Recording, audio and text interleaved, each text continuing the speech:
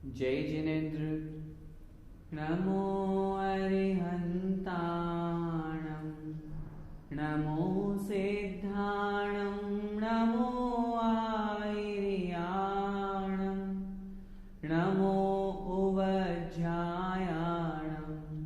नमो लोये सौविसाहुणम्।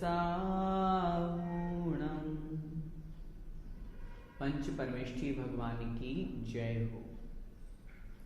आचार्य भगवान श्री विद्यासागर जी महाराज जी के परम आशीर्वाद से, पूज्य मुनि पुंगव श्री सुधा सागर जी महाराज जी की पावन प्रेरणा से एवं पंडित श्री रतनलाल जी बेनाड़ा साहब के मार्गनिर्देशन में मैं किरण प्रकाश जैन, व्याख्याता श्री दिगंबर जैन, श्रवण संस्कृति संस्थान सांगानेर से स्वाध्याय पाठ्यक्रम की यह कक्षा पढ़ा रहा हूँ। इसमें हम प्रथम वर्ष के पाठ्यक्रम में सिद्धांत प्रवेशिका भाग 3 पढ़ रहे हैं। कल की कक्षा में हमने पाठ 9 कर्म के बारे में समझा था। आज की इस कक्षा में हम चर्चा करेंगे पाठ 10 ऐतिहासिक जैन महापुरुष। जैन धर्म में बहुत महान पुरुषों ने जन्म लिया। तीर्थंकरों ने, भगवंतों ने तो अपनी आत्मा का कल्याण उस रूप में किया ही किया, लेकिन महापुरुष के रूप में भी हमारे समक्ष ऐसे बहुत से भामाशाह जैसे व्यक्तित्व आए, चंद्रगुप्त मौर्य जैसे व्यक्तित्व आए, जिनके जीवन से हमें आदर्श स्वरूप एक प्रेरणा प्राप्त होती है। इस पाठ में ऐसे ही 4 महत्वपूर्ण व्यक्तित्व के बारे में हम चर्चा करेंगे। देखते हैं। अहिंसा प्रधान जैन शासन की निर्दोष परंपरा का निर्वाह करते हुए तथा जिन धर्म का पालन करते हुए अनेक वीर राजा, रानियों, मंत्रियों, सेनापतियों ने प्रजा का पालन एवं संरक्षण किया। देश की रक्षा हेतु युद्ध भी किए। समय समय पर देश के लिए आवश्यकता अनुसार अपनी निजी संपदा को समर्पित किया एवं जिनालय तथा साधुओं के रहने के लिए वसतिका एवं उन वसतिकाओं का निर्माण कराया तथा ग्रंथ आदि का निर्माण करा करके जिन शासन की प्रभावना में योगदान दिया। ऐसे ही कुछ महापुरुषों का व्यक्तित्व, जीवन वृत्त यहाँ पर प्रस्तुत किया जा रहा है। आचार्य भगवंतों के द्वारा तो इस जिन शासन की महती प्रभावना हुई सही, लेकिन जो गृहस्थ अवस्था में रह करके, जो राजा रूप में होकर के अथवा रानी रूप में होकर के अथवा महापुरुष के रूप में हमारे समक्ष आए, उनमें से हम सबसे पहले चर्चा करते हैं सम्राट चंद्रगुप्त मौर्य और मंत्रीश्वर चाणक्य। ईसा पूर्व 4वीं शताब्दी के अंतिम पाद में शक्तिशाली नंद वंश का उच्छेद करके, अर्थात उस नंद वंश को समाप्त करके मौर्य वंश की स्थापना करने वाले ये दोनों प्रधान नायक थे, जो गुरु और शिष्य के रूप में थे। चाणक्य राजनीति, विद्या विलक्षण एवं नीति विशारद से युक्त ब्राह्मण पंडित था। चंद्रगुप्त परम पराक्रमी तथा तेजस्वी क्षत्रिय वीर था। इस विरल अर्थात एक अनोखे मणिकांचन संयोग को सुगंधित करने वाला, मणिकांचन अर्थात एक मणि और कांचन मतलब स्वर्ण, जिस तरह मणि का और स्वर्ण का दोनों का संयोग हो जाता है तो वो कितना सुंदर लगता है, उसी प्रकार इस संयोग को सुगंधित करने वाला अन्य सुयोग यह था कि वह दोनों ही अपने अपने कुल परंपरा तथा व्यक्तिगत आस्था की दृष्टि से जैन धर्म के प्रबुद्ध अनुयायी थे। दोनों राजा और मंत्री के रूप में थे, लेकिन फिर भी जैन धर्म के एक महत्वपूर्ण अनुयायी थे और इन्होंने जैन धर्म की प्रभावना के लिए बहुत कार्य किए। चाणक्य का जन्म ईसा पूर्व 375 के लगभग चणय नामक ग्राम में हुआ। इनके पिता का नाम जो था वह था चणक और माता का नाम था चणेश्वरी। चणक के पुत्र होने से इनका नाम चाणक्य हुआ। ये ब्राह्मण थे, किंतु धर्म की दृष्टि से पाप भीरु जैन श्रावक थे। पाप भीरु का तात्पर्य होता है पापों से डरने वाला। ब्राह्मण कुल में पैदा हुए, लेकिन जैन धर्म के महत्व को समझ करके जैन पर्याय को इन्होंने प्राप्त किया, अर्थात जैन धर्म को स्वीकार किया। शिशु चाणक्य के मुंह में जन्म से ही दांत थे। यह देखकर लोगों को बड़ा आश्चर्य हुआ। इस लक्षण को देख करके भविष्य वक्ताओं ने अर्थात ज्योतिषियों ने इसे एक शक्तिशाली नरेश होना बताया। अर्थात ये आगे जाकर के एक बहुत बड़े राजा बनेंगे। ब्राह्मण चणक जो कि इनके पिता थे, श्रावकोचित क्रिया करने वाला था, अर्थात जो श्रावक की योग्य क्रियाएं हैं, ब्राह्मण था, मध्यम वर्गीय परिवार से वह बिलोंग करता था, इस कारण से संतोषी वृत्ति रखने वाला धार्मिक व्यक्ति था। वैसे ही उसकी सहधर्मणी जो चणेश्वरी थी, जो चाणक्य की माता थी, वो भी उन्हीं की तरह संतोषी जीवन जीने वाली थी।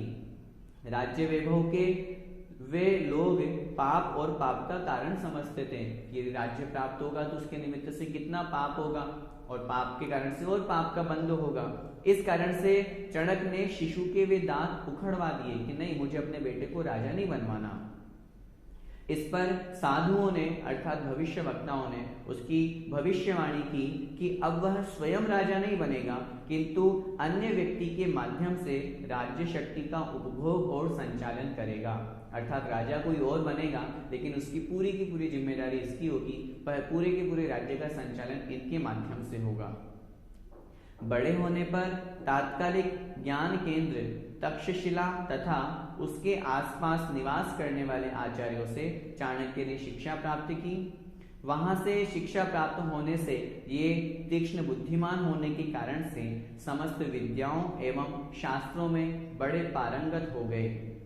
धनहीनता से पीड़ित चाणक्य पाटलिपुत्र के राजा महापद्म के पास में पहुंचा। जैसा कि हमने ये जाना कि ये मध्यम वर्गीय परिवार से थे, इतनी धन संपत्ति नहीं थी, इस कारण से ये राजा महापद्म के पास में पहुंचते हैं। अपनी विद्वत्ता से उसने राजा को प्रभावित किया एवं दान विभाग के जो प्रमुख पद का जो कार्य होता है उसे प्राप्त किया। किन्हीं कारणों से राजपुत्र के द्वारा किए गए अपमान से क्षुब्ध अर्थात क्षुब्ध होकर के, क्रोधित होकर के एवं कुपित होकर के चाणक्य ने भरी सभा में नंद वंश को समूल नाश करने की प्रतिज्ञा ली। वहां पर जब वो पाटलिपुत्र में नंद वंश में उत्पन्न हुए उन राजा के समक्ष पहुंचे जिनका नाम महापद्म हमने समझा, वहां पर ये दान श्रेष्ठी के रूप में अर्थात जो दान विभाग था राजा का, वहां पर उसके अधिकारी के रूप में स्थापित हुए। लेकिन राज्यसभा में उनके पुत्र के द्वारा, राजकुमार के द्वारा जब इन्हें किसी बात से निंदित कर दिया गया तो ये बड़े क्रोधित हुए और मन में ठान लिया कि मुझे इस नंद वंश को समाप्त करना है और पाटलिपुत्र का इन्होंने वहां पर त्याग कर दिया, छोड़ दिया उस नगर को, उस राज्य को। घूमते घूमते वह मयूर नामक ग्राम में पहुंचा। वहां के मुखिया के इकलौती लाडली पुत्री गर्भवती थी। उसी समय उसे चंद्रपान का विलक्षण दोहला उत्पन्न हुआ। जब स्त्रियां गर्भावस्था में होती है उस समय उनके मन में अनेक प्रकार की इच्छाएं होती है, तो उस स्त्री के मन में मुझे चंद्रपान करना है, चंद्रमा के रस का पान करना है, इस प्रकार उसके मन में इस प्रकार की इच्छा उत्पन्न हुई, जिसके कारण घर के लोग चिंतित हो उठे। चाणक्य ने उसके दोहले को शांत करने का आश्वासन दिया कि मैं इसकी इच्छा पूरी कर सकता हूं, लेकिन मेरी एक शर्त है। और यह शर्त रखी कि यदि लड़का हुआ तो उस लड़के पर मेरा अधिकार होगा, यदि मंजूर हो तब तो मैं इसकी इच्छा शांत कर दूं, तब जब चाहे मैं उसे यहां से ले जा सकूंगा। अन्य कोई उपाय नहीं देख करके यह शर्त मान ली गई। तब चाणक्य ने एक थाली में जल भरवा करके उसे चंद्रपान अर्थात उसमें पूर्ण चंद्र को प्रतिबिंबित करवाया और प्रतिबिंबित करा करके गर्भिणी को इस चतुराई से पिला दिया कि उसे विश्वास हो गया कि उसने चंद्रपान किया है, चंद्रमा के रस का पान किया है। कुछ दिनों बाद में उस मुखिया की पुत्री ने एक पुत्र रत्न को जन्म दिया जिसका नाम चंद्रगुप्त रखा गया। यह घटना ईसा पूर्व 345 के आसपास की है। विशाल साम्राज्य के स्वामी नंद वंश को नष्ट करना हंसी खेल नहीं था। जैसा कि हम सभी ने नंद वंश के बारे में समझा था, पाटलिपुत्र का जो राजा महापद्म था, तो उसको नष्ट करना हंसी खेल नहीं था। चाणक्य यह जानता था, फिर भी धुन का पक्का था। एक बार जो प्रतिज्ञा कर ली मुझे उसे प्राप्त करना है, इस भावना के साथ में अतएव धैर्य के साथ अपनी तैयारी में संलग्न हो गया। अपने कई वर्ष उसने धातु विद्या की सिद्धि करने में तथा स्वर्ण आदि धन को एकत्रित करने में व्यतीत कर दिए। 8-10 वर्ष बाद पुनः चाणक्य उसी मयूर ग्राम में आया। वहां पर उसने खेलते हुए कुछ बालक देखे। कौतुकवश अर्थात आश्चर्य के साथ में वह उनके खेल को देखने लगा। राजा एक बालक के अभिनय से वह अत्यंत आकृष्ट हुआ। उस समय पास में जाकर के उसने उस बालक को राजा बनने योग्य लक्षणों से युक्त पाया। अरे, इसके तो सामुद्रिक शास्त्र के अनुसार इसके हाथों में तो ऐसी रेखाएं दिखाई दे रही हैं कि यह तो राजा बनेगा। तब मित्रों से उसका पता पूछने पर ज्ञात हुआ कि यह तो वही मुखिया का नाती, क्योंकि उनकी पुत्री का बेटा था ना, तो उनका नाती चंद्रगुप्त है। तब अत्यंत प्रसन्न होता हुआ माता पिता को अपने वचनों का स्मरण करा करके राजा बनाने के उद्देश्य से वह उसे वहां से ले गया। पूर्व में वचन दिया था, यदि बेटा होगा तो मुझे देना रहेगा, और उन्होंने दिया और उद्देश्य बताया, मैं इसे राजा बनाऊंगा। कई वर्षों तक उसने चंद्रगुप्त को विविध अस्त्र शस्त्रों के संचालन में, युद्ध विद्या में, राजनीति एवं अन्य उपयोगी ज्ञान विज्ञान एवं शास्त्रों की समुचित शिक्षा दी और धीरे धीरे युवा वीर साथी जुटा लिए, क्योंकि वो तैयारी कर रहा था अपने स्वयं की उस तरफ कि मुझे तो उस नंदवंश को समाप्त करना है। ईसा पूर्व 325 के लगभग चाणक्य के पथ प्रदर्शन में चंद्रगुप्त ने मगध राज्य की सीमा पर अपना एक छोटा सा स्वतंत्र राज्य स्थापित किया। कुछ दिनों पश्चात उसने छद्म वेश में अर्थात मायाचारी से नंदों की राजधानी जो पाटलिपुत्र थी उसमें प्रवेश करके आक्रमण कर दिया। चाणक्य के कूट कौशल के बाद भी, कूट मतलब मायाचारी कौशल के बाद में भी, कुशलता के बाद में भी नंदों की जो नंदवंश थे उनके राज्य के जो सैनिक थे, सेनापति थे, राजा थे, उनकी असीम सैन्य शक्ति के सम्मुख वे बुरी तरह से पराजित हुए, क्योंकि उनके पास में बहुत सैन्य शक्ति थी, बहुत सेना थी, बहुत तरह के उनके पास में अस्त्र शस्त्र हथियार थे। इस कारण से चाणक्य वहां पर पराजित हुए और जैसे जैसे प्राण बचा करके वहां से भागे। एक बार घूमते हुए रात्रि में उन्होंने एक झोपड़े में बुढ़िया की डांट सुनी। वह अपने पुत्र को क्या कह रही थी कि हे पुत्र, तू भी चाणक्य के समान अधीर एवं मूर्ख है, तेरे में इतना सा भी धैर्य नहीं है। जो गर्म गर्म खिचड़ी को बीच में ही खा रहा है, हाथ नहीं जलेगा तो क्या होगा। इस तरह का एक माँ अपने पुत्र को वहां समझा रही थी।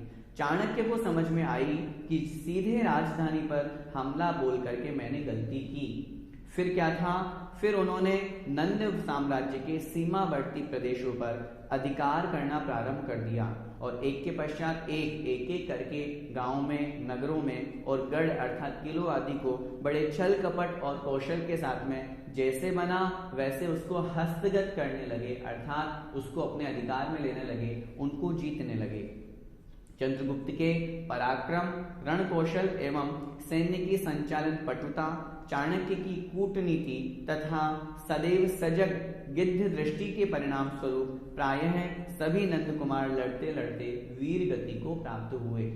इसके पश्चात वृद्ध महाराज जो महापद्म थे वो चाणक्य की धर्म की दुहाई दे सपरिवार सुरक्षित अन्य स्थान पर चले गए। नंद दुहिता राजरानी सुप्रभा का विवाह चंद्रगुप्त के साथ हुआ और वह अग्र महिषी बनी अर्थात मुख्य पटरानी बनी। इस प्रकार ईस्वी पूर्व 317 में पाटलिपुत्र में नंद वंश का पतन हुआ और उसके स्थान पर मौर्य वंश की स्थापना हुई। व्यक्तिगत रूप से सम्राट चंद्रगुप्त धार्मिक एवं साधु संतों का सम्मान करने वाला व्यक्ति था। प्राचीन सिद्धांत शास्त्र तिलोय पण्णति में चंद्रगुप्त की क्षत्रिय कुलोत्पन्न मुकुटबद्ध मांडलिक सम्राटों में उनको अंतिम कहा गया है, जिन्होंने दीक्षा लेकर के अंतिम जीवन जैन मुनियों के रूप में व्यतीत किया। उनके गुरु आचार्य भद्रबाहु थे, जिन्होंने श्रवण बेलगोला में समाधि पूर्वक मरण किया। उसी स्थान के एक पर्वत पर कुछ वर्ष पूर्व कुछ वर्ष उपरांत चंद्रगुप्त मुनि महाराज ने संलेखना पूर्वक देह का त्याग किया था। लगभग 19 वर्ष राज्य का भोग करने के पश्चात ईसा पूर्व 298 में आपने अपने पुत्र बिंबसार को राज्य सौंपकर और उसे गुरु चाणक्य के ही अभिभावकत्व में छोड़ करके कि यही तुम्हारा सब कुछ राज्य का संचालन करेंगे, नाम तुम्हारा रहेगा लेकिन दिमाग इनका चलेगा, नेतृत्व इनका चलेगा, ऐसा छोड़ करके दक्षिण की ओर प्रस्थान कर दिया। कुछ दिनों पश्चात चाणक्य भी मंत्रित्व का भार अपने शिष्य राधागुप्त को सौंप करके मुनि दीक्षा लेकर के तपश्चरण के लिए चले गए और अंत समय में संलेखना पूर्वक देह त्याग किया। इस प्रकार हमने इस संक्षिप्त कहानी में सम्राट चंद्रगुप्त और चाणक्य के बारे में समझा, किस प्रकार उनका जीवन रहा और अपने इस मनुष्य पर्याय को सार्थक करने के लिए उन्होंने अंत में समाधि पूर्वक मरण किया, मुनि दीक्षा ग्रहण की और मनुष्य पर्याय को सार्थक किया। इनके पश्चात अब हम दूसरा व्यक्तित्व जिनके बारे में हम समझ रहे हैं आगे, उनका नाम है सम्राट खारवेल। देखें कब ये उत्पन्न हुए, किस तरह का इनका जीवन चरित्र रहा और क्यों आज हम इनको एक महापुरुष के रूप में स्वीकार करते हैं। कलिंग चक्रवर्ती सम्राट महामेघवाहन एल खारवेल दूसरी शताब्दी ईसा पूर्व का सर्वाधिक शक्तिशाली, प्रतापी एवं दिग्विजयी नरेंद्र था, अर्थात राजा था। साथ ही वह राजर्षि परम जिन भक्त भी था। अपने समय में उसने कलिंग देश को भारतवर्ष की सर्वोपरि राज्य शक्ति बना दिया था तथा उसने लोकहित और जैन धर्म की प्रभावना के भी अनेक अविस्मरणीय कार्य किए थे, अर्थात चिरस्मरणीय, जो हमेशा बहुत लंबे समय तक याद किए जाते रहे हैं। वर्तमान में यही उड़ीसा है। जैन धर्म के साथ कलिंग देश का अत्यंत प्राचीन संबंध रहा है। 18वें तीर्थंकर अरहनाथ की प्रथम पारणा जिस रायपुर में हुई थी, उसकी पहचान महाभारत में उल्लेखित कलिंग देश की राजधानी राजपुर से की जाती है। ऐसा माना जाता है कि यहाँ तीर्थंकर पार्श्वनाथ एवं महावीर भगवान का भी पदार्पण हुआ था। खारवेल का जन्म ईसा पूर्व 190 के लगभग हुआ था। 15 वर्ष की आयु में ही उन्हें युवराज का पद प्राप्त हुआ और 24 वर्ष की आयु में राज्याभिषेक हुआ। दादा क्षेमराज के समक्ष ही पिता बुद्धिराज की मृत्यु हो गई थी। ईसा पूर्व 152 उसके उपरांत यह नरेश कितने वर्ष और जीवित रह पाया और उसने क्या क्या किया, यह जानने का कोई साधन वर्तमान में हमारे समक्ष उपलब्ध नहीं है।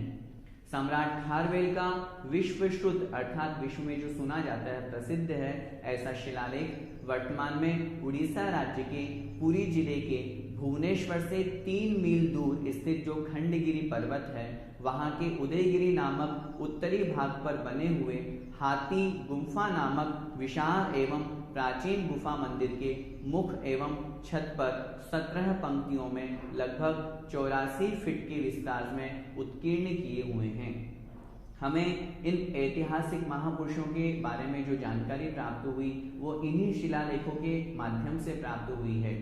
खारवेल का जो समय है, किस तरह उनका जीवन रहा, किस तरह उन्होंने वहां पर क्या क्या किया, ये सब हमने जो उदयगिरी खंडगिरी जो हम सुनते हैं, वहां की जो गुफाएं हैं, वहां पर यह उत्कीर्ण है अर्थात लिखा हुआ है।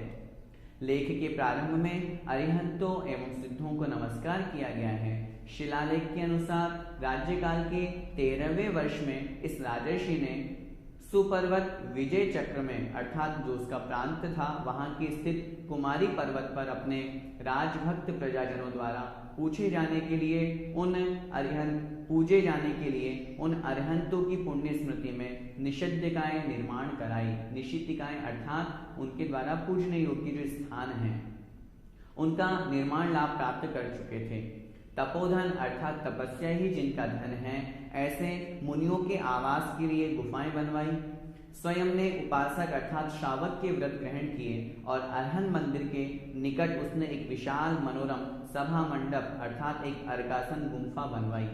वहां पर उसने जिसके मध्य में एक बहुमूल्य रत्न जड़ित मान स्तंभ स्थापित कराया, महामुनि सम्मेलन भी कराया तथा द्वादशांग शुद्ध का पाठ भी कराया था।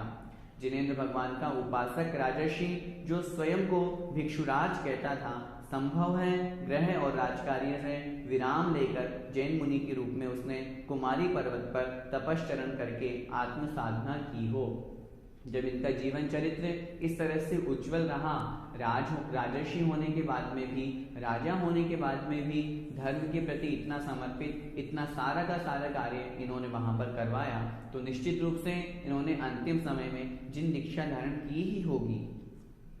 पूर्व काल में नंद राजा द्वारा ले जाई गई जो कलिंग जिन अर्थात अग्रजिन या आदि जिन जिनेंद्र भगवान की जो प्रतिमा थी, उस प्रतिमा को राजा खारवेल ने मगध पर विजय प्राप्त करके अपने शासन के 200-250 वर्ष पूर्व वहां की प्रसिद्ध भगवान आदिनाथ की प्रतिमा को पुनः प्राप्त कराया था, पुनः लाया था। इस प्रकार राजा खारवेल का चरित्र हमने समझा। जिन धर्म के प्रति ये बड़े अनुरक्त थे, साधर्मी थे, और धर्म के प्रति अनुरक्त होने के कारण से इन्होंने लोगों को बीच में धर्म की प्रभावना तो की ही, दिगंबर जैन मुनियों की रक्षा के लिए, उनकी वैयावृत्ति, उनकी साधना के लिए, उनकी निषेधिकाएं, वसतिकाओं का निर्माण भी कराया, मानस्तंभ भी स्थापित किया, और अंत में जिन दीक्षा लेकर के अपनी आत्मा का कल्याण भी किया। दो महापुरुषों के व्यक्तित्व को समझने के पश्चात अब हम आगे चर्चा करते हैं तीसरे व्यक्तित्व की, जिनका नाम है वीर मार्तंड चामुंडराय। देखें, गंग नरेश जगदेक वीर अर्थात जो संसार में एकमात्र वीर थे, ऐसे धर्म के अवतार राजमल्ल का महासेनापति चामुंडराय था।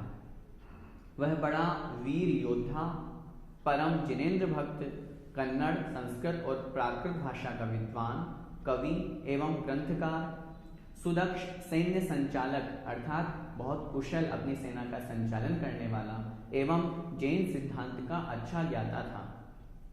अपनी शूरवीरता, साहस और पराक्रम के कारण उसने बड़ी ख्याति अर्जित की थी, बड़ी प्रसिद्धि प्राप्त की थी। युद्ध में रण कौशल के कारण समर, धुरंधर, वीर मार्तंड, रणरंग सिंह, वेरिकुल कुशल अर्थात वेरिकुल कालदंड तथा भुज विक्रम, समर केशरी आदि अनेक उपाधियां इन्होंने प्राप्त की थी। धार्मिक, नैतिक और चारित्र के लिए सम्यक रत्नाकर, शौचाभरण, गुणरत्न भूषण, सत्य युधिष्ठिर, देवराज आदि सार्थक उपाधियां भी इन्होंने धर्म के निमित्त से प्राप्त की थी। यह जिनेंद्र भगवान का, अपने गुरु अजित सेनाचार्य का और अपने स्नेहमयी जननी का परम भक्त था। चामुंडराय पुराण और चारित्रसार जैसे विशाल एवं महत्वपूर्ण ग्रंथ का प्रणेता भी वह था। जिन ग्रंथों को हम पढ़ते हैं तो इनके रचयिता भी चामुंडराय थे।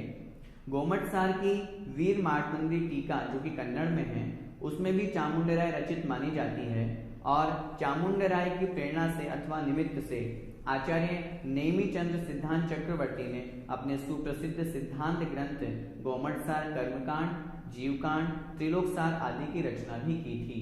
इनके जीवन से हम पढ़ते हैं, इनके गुरु जो रहे नेमिचंद सिद्धांत चक्रवर्ती, इनके निमित्त से, चामुंडराय के निमित्त से उन्होंने इन सब ग्रंथों की रचना की थी।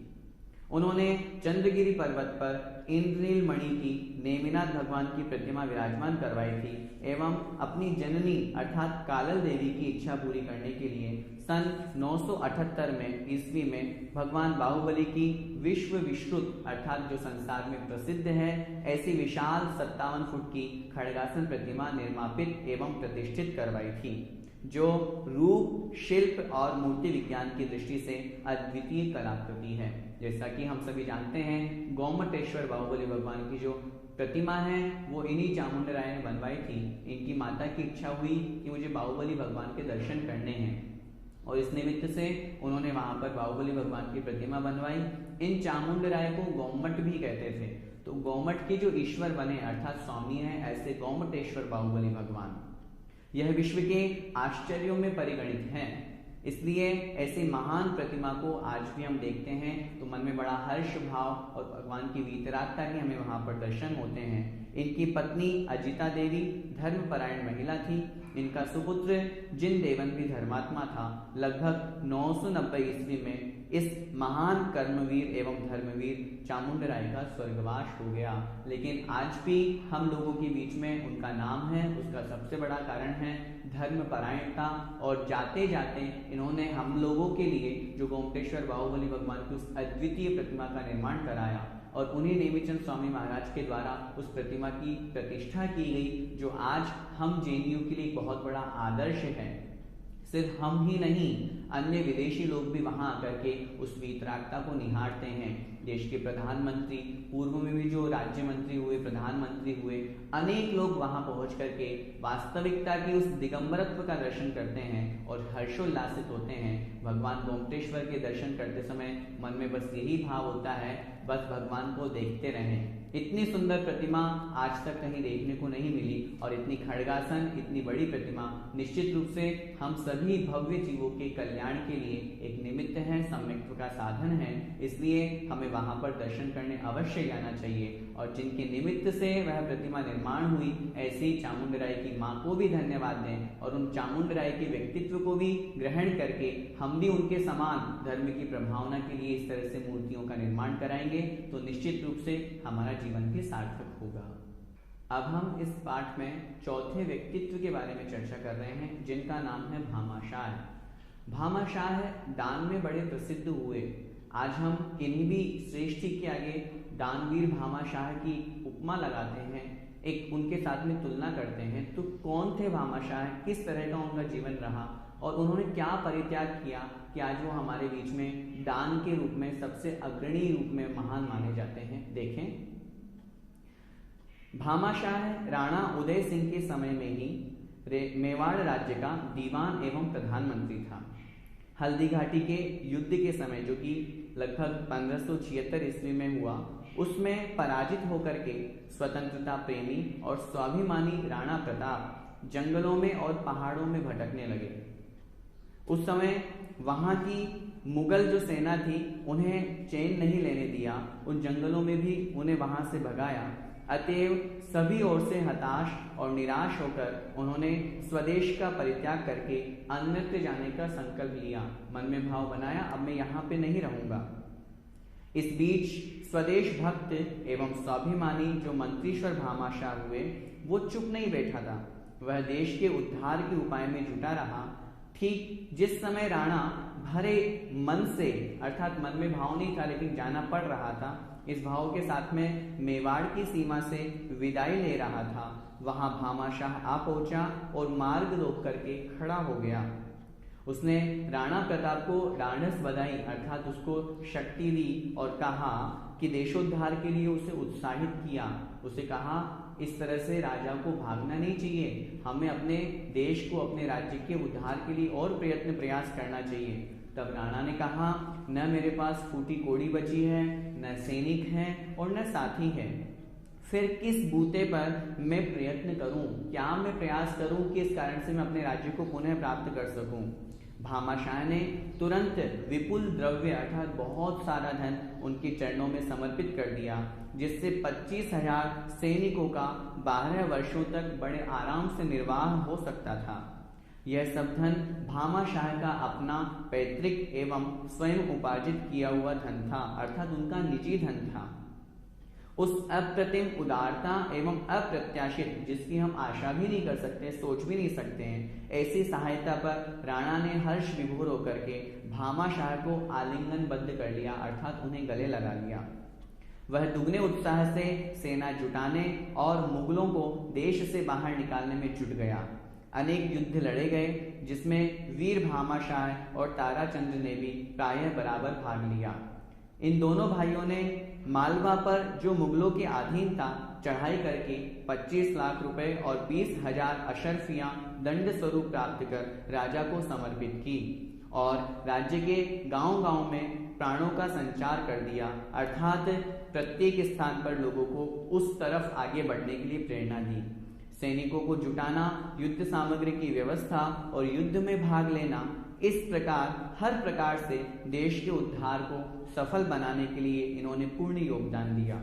इन प्रयत्नों का परिणाम यह हुआ कि मेवाड़ी वीरों की रणभेदी के बाद मुगल सैनिकों के पैर उखड़ने लगे और सन 1586 ईस्वी तक चित्तौड़ और मांडलगढ़ को छोड़ करके संपूर्ण मेवाड़ का राजा पुनः अपने अधिकार को प्राप्त हो गया, अर्थात वह जो राज्य चला गया था मुगलों के हाथ में, वह वापस राणा ने अपने हाथ में ले लिया। अपनी इस उदार और अपूर्व सफलता के कारण भामाशाह मेवाड़ का उद्धार करता कहलाया, क्योंकि अभी जैसा हमने समझा, राजा राणा के पास में तो कुछ भी नहीं बचा था, वो तो छोड़ के जा ही रहा था। भामाशाह ने आगे होकर के अपना संपूर्ण द्रव्य, संपूर्ण जो धन है, वो देश के उद्धार में अपने राज्य को पुनः प्राप्त करने में लगा दिया। इसलिए वास्तविकता में वे मेवाड़ राज्य के सच्चे उद्धारकर्ता कहलाए। मेवाड़ प्रतिष्ठा के पुनः स्थापक स्वार्थ त्यागी वीर श्रेष्ठ एवं मंत्री प्रवर भामाशाह का जन्म सोमवार 28 जून 1547 ईस्वी को हुआ था और निधन लगभग 52 वर्ष की आयु में 27 जनवरी 1600 ईस्वी को हुआ। जीवाशाह भामाशाह का सुयोग्य पुत्र था। उदयपुर में भामाशाह की समाधि अभी भी विद्यमान है। इस नर रत्न ने अर्थात मनुष्यों में जो श्रेष्ठ है, ऐसे भामाशाह ने एक सच्चे जैन के उपयुक्त आचरण द्वारा स्वधर्म, स्वसमाज एवं स्वदेश को गौरवान्वित किया है। और आज हमें बड़ा गौरव होना चाहिए कि भामाशाह जैन कुल में पैदा हुए, जैन धर्म को इन्होंने स्वीकार किया और अपने देश के उद्धार के लिए, अपने राज्य को पुनः प्राप्त करने के लिए अपना पूरा द्रव्य, पूरी सामग्री, पूरा धन राजा को सौंप दिया और राजा को पुनः वह राज्य प्राप्त कराने में उनकी सहायता की। हमें भी इनके जीवन से यही प्रेरणा लेनी चाहिए। जब कभी भी समाज में, धर्म में, उसकी रक्षा के लिए, देश की रक्षा के लिए यदि किसी तरह की कोई भी आवश्यकता होती है तो उस रूप द्रव्य सामग्री, धन संपत्ति हमें देनी चाहिए। ऐसे भामाशाह आज भी वर्तमान में बहुत लोग हैं, बहुत से दानी श्रेष्ठ वीर हमारे बीच में हैं। उन सभी से भी हमें इस तरह की प्रेरणा लेनी चाहिए। इस प्रकार आज की इस पाठ में हमने 4 व्यक्तित्व के बारे में पढ़ा। उन चारों के व्यक्तित्व के से समझ करके वो महापुरुष थे, मनुष्य पर्याय में थे, गृहस्थ अवस्था में थे, फिर भी हमारे लिए आज वे आदर्श हैं। उन्होंने जो जीवन में अच्छे कार्य किए उन सभी को हम भी ग्रहण करें और अपने इस मनुष्य पर्याय को सार्थक करें। इसी मंगलमय भावना के साथ जय जिनेंद्र।